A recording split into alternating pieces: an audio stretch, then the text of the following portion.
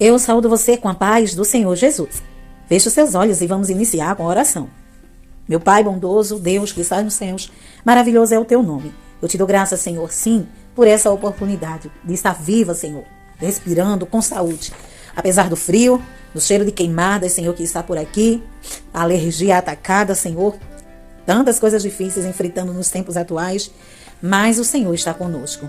Eu acredito que há pessoas que passam situações bem mais piores do que a nossa. Então, Senhor, não há motivo para reclamar, só te agradecer. E um dos motivos que eu te agradeço é de estar aqui com meu irmão, minha irmã, nesse momento de leitura diária, Senhor. Sim, vamos começar a nossa leitura diária no dia de hoje. Que o Senhor continue nos abençoando. Perdoe os nossos pecados, nossas falhas. Nos ajude, nos dê da sua graça, em nome de Jesus Cristo. Amém e amém. As nossas leituras diárias de hoje estão em 1 Reis, capítulo 6, 2 Crônicas, capítulo 3, 1 Timóteo, capítulo 1. 1 Reis 6 diz assim: a construção do templo. 480 anos depois que os israelitas saíram do Egito, no 4º ano do reinado de Salomão em Israel, no mês de Ziv, o 2º mês, ele começou a construir o templo do Senhor. O templo que o rei Salomão construiu para o Senhor media 27 metros de comprimento, 9 metros de largura e 13 metros e meio de altura. O pórtico da entrada do santuário tinha a largura do templo, que era de 9 metros, e avançava 4 metros e meio à frente do templo. Ele fez para o templo janelas com grades estreitas, junto às paredes do átrio principal e do santuário interior. Construiu uma estrutura em torno do edifício, na qual havia salas laterais. O andar inferior tinha 2 metros e 25 centímetros de largura. O andar intermediário tinha 2 metros e 70 centímetros e o terceiro andar tinha 3 metros e 15 centímetros. Ele fez saliências de apoio nas paredes externas do templo, de modo que não houve necessidade de perfurar as paredes. Na construção do templo, só foram usados blocos lavrados nas pedreiras, e não se ouviu no templo nenhum barulho de martelo, nem de talhadeira, nem de qualquer outra ferramenta de ferro durante a sua construção. A entrada para o andar inferior ficava no lado sul do templo. Uma escada conduzia até o andar intermediário e dali ao terceiro. Assim, ele construiu o templo e o terminou, fazendo-lhe um forro com vigas de tábuas de cedro, e fez as salas laterais ao longo do todo o templo. Cada um tinha 2 metros e 25 centímetros de altura, e elas estavam ligadas ao templo por vigas de cedro. E a palavra do Senhor veio a Salomão dizendo: quanto a este templo que você está construindo, se você seguir os meus decretos, executar os meus juízos e obedecer a todos os meus mandamentos, cumprirei por meio de você a promessa que fiz ao seu pai Davi: viverei no meio dos israelitas e não abandonarei Israel, o meu povo. Assim Salomão concluiu a construção do templo, forrou as paredes do templo por dentro com tábuas de cedro, cobrindo desde o chão até o teto, e fez o soalho do templo com tábuas de pinho. Separou 9 metros na parte de trás do templo, fazendo uma divisão com tábuas de cedro do chão ao teto, para formar dentro do templo o santuário interno. O lugar santíssimo, o átrio principal em frente dessa sala, media 18 metros de comprimento. O interior do templo era de cedro, com figuras entalhadas de frutos e flores abertas. Tudo era de cedro. Não se via pedra alguma. Preparou também um santuário interno no templo, para ali colocar a arca da aliança do Senhor. O santuário interno tinha 9 metros de comprimento, 9 de largura e 9 de altura. Ele revestiu o interior de ouro puro e também revestiu de ouro o altar de cedro. Salomão cobriu o interior do templo de ouro puro e estendeu correntes de ouro em frente do santuário interno, que também foi revestido de ouro. Assim revestiu ele ouro todo o interior do templo e também o altar que pertencia ao santuário interno.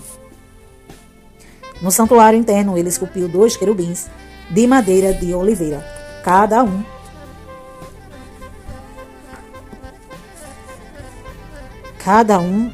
com 4 metros e meio de altura.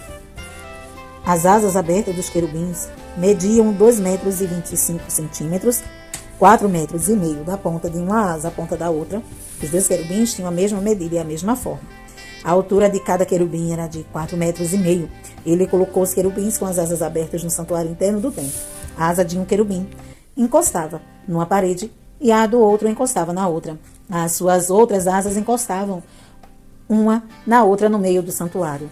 Ele revestiu os querubins de ouro. Nas paredes ao redor do templo, tanto na parte interna como na externa, ele esculpiu querubins, tamareiras e flores abertas. Também revestiu de ouro os pisos, tanto na parte interna como na externa do templo.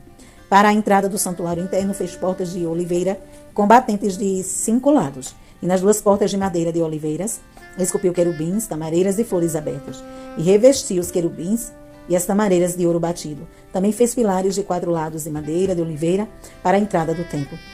Fez também 2 portas de pinho, cada uma com 2 folhas que se articulavam por meio de dobradiça. Entalhou figuras de querubins, de tamareiras e de flores abertas nas portas e a revestiu de ouro batido. E construindo um pátio interno com 13 camadas de pedra lavrada a uma de viga de cedro. O alicerce do templo do Senhor foi lançado no mês de Ziv, do 4º ano. No mês de Bu, o 8º mês, do 11º ano.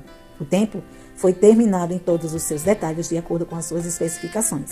Salomão levou 7 anos para construí-lo. Segundo Crônicas, capítulo 3. A construção do templo. Então, Salomão começou a construir o templo do Senhor em Jerusalém, no Monte Moriá, onde o Senhor havia aparecido a seu pai Davi na eira de Araúna, o Jebuseu, local que havia sido providenciado por Davi. Começou a construção no 2º dia do 2º mês do 4º ano de seu reinado. Os alicerces que Salomão lançou para o templo de Deus tinham 27 metros de comprimento e 9 metros de largura, pela medida antiga. O pórtico da entrada do templo tinha 9 metros de largura e 9 metros de altura. Ele revestiu de ouro puro o seu interior, recobriu de pinho o átrio principal, revestiu de ouro puro e o decorou com desenhos de tamareiras e correntes. Ornamentou o templo com pedras preciosas. O ouro utilizado era de Parvaim. Também revestiu de ouro as vigas de forno, os batentes, as paredes e as portas do templo, e esculpiu querubins nas paredes. Fez o lugar santíssimo, com 9 metros de comprimento e 9 metros de largura, igual à largura do templo. Revestiu seu interior de 21 toneladas de ouro puro. Os pregos de ouro pesavam 600 gramas. Também revestiu de ouro as salas superiores. No lugar santíssimo, esculpiu e revestiu de ouro 2 querubins, os quais, de asas abertas, mediu junto 9 metros.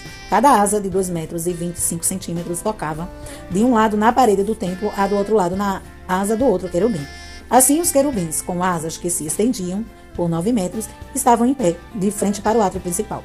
Ele fez o véu de tecido azul, roxo, vermelho e linho fino, com querubins desenhado nele.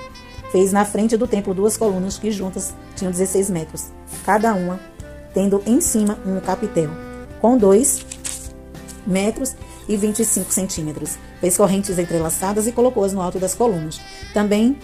Fez também 100 romãs, colocando-as nas correntes. Depois levantou as colunas na frente do templo, um ao sul, outro ao norte. A que ficava ao sul deu o nome de Jaquim, e a que ficava ao norte, Boaz. 1 Timóteo, capítulo 1. Timóteo, capítulo 1.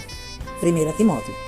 Paulo, apóstolo de Cristo Jesus, por ordem de Deus, nosso Salvador, e de Cristo Jesus, a nossa esperança. A Timóteo, meu verdadeiro filho na fé, graça, misericórdia e paz, da parte de Deus Pai e de Cristo Jesus, o nosso Senhor. Advertência contra falsos mestres da lei. Partindo eu para a Macedônia, roguei-lhe que permanecesse em Éfeso para ordenar a certas pessoas que não mais ensinem doutrinas falsas e que deixe de dar atenção a mitos e genealogias intermináveis que causam controvérsias em vez de promoverem a obra de Deus, que é pela fé. O objetivo dessa instrução é o amor que procede de um coração puro, de uma boa consciência e de uma fé sincera. Alguns se desviaram dessas coisas, voltando-se para discussões inúteis, querendo ser mestres da lei, quando não compreendem nem o que dizem, nem as coisas acerca das quais fazem afirmações tão categóricas. Alguns se desviaram dessas coisas, voltando-se para discussões inúteis, sabendo que a lei é boa, se alguém a usa de maneira adequada. Também sabemos que ela não é feita para os justos, é para os transgressores e insubordinados, para os ímpios e pecadores, para os profanos e irreverentes, para os que matam pai e mãe, para os homicidas, para os que praticam imoralidade sexual e os homossexuais, para os sequestradores, para os mentirosos e os que juram falsamente, e para todo aquele que se opõe à sã doutrina. Esta sã doutrina se vê no glorioso evangelho que me foi confiado, o evangelho do Deus bendito. A graça de Deus concedida a Paulo. Dou graças a Cristo Jesus nosso Senhor, que me deu forças e me considerou fiel, designando-me para o ministério, A mim, que anteriormente fui blasfemo, perseguidor e insolente, mas alcancei misericórdia, porque eu fiz por ignorância e na minha incredulidade. Contudo, a graça de nosso Senhor transbordou sobre mim com a fé e o amor que estão em Cristo Jesus. Essa afirmação é fiel e digna de toda aceitação. Cristo Jesus veio ao mundo para salvar os pecadores, dos quais eu sou o pior. Mas por isso mesmo alcancei misericórdia, para que em mim, o pior dos pecadores, Cristo Jesus demonstrasse toda a grandeza da sua paciência, usando-me como exemplo para aqueles que nele haveriam de crer para a vida eterna.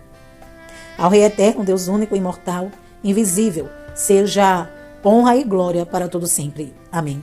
Timóteo, meu filho, dou-lhe essa instrução, segundo as profecias já proferidas a seu respeito, para que, seguindo-as, você combata o bom combate, mantendo a fé e a boa consciência que alguns rejeitaram, e por isso naufragaram na fé. Entre eles estão Emineu e Alexandre, os quais entreguei a Satanás, para que aprendam a não blasfemar. Amém? Essas foram as nossas leituras diárias de hoje. E amanhã estaremos aqui, se Jesus não vir. Deus te abençoe hoje e sempre.